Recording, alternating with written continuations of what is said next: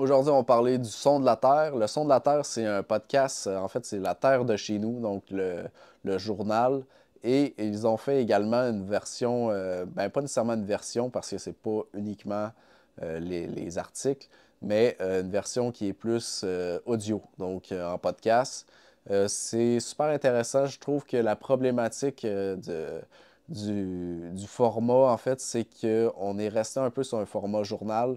Autrement dit, il y a plusieurs sujets par tranche d'audio, ce qui fait qu'on a, par exemple, dans une heure d'écoute, on peut avoir 4 sujets qui se ressemblent pas nécessairement, qui n'ont pas nécessairement de lien. Donc, ça peut être la culture des céréales, puis on va finir avec les érablières. Donc, pour ça, je trouvais ça plus difficile, puis peut-être moins intéressant. Je trouvais que ça aurait été mieux de faire comme 4 épisodes par exemple, plus spécifique, même si c'est des épisodes de 10-15 minutes, peu importe. Là-dessus, je trouvais que ça aurait gagné en valeur.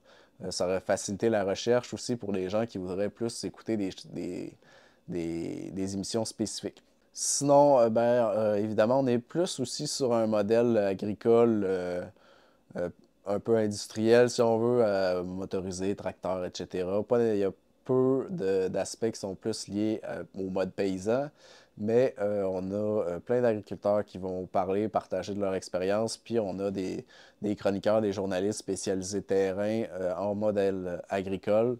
Donc, c'était super intéressant également à écouter. Donc, si ça vous intéresse, bonne écoute.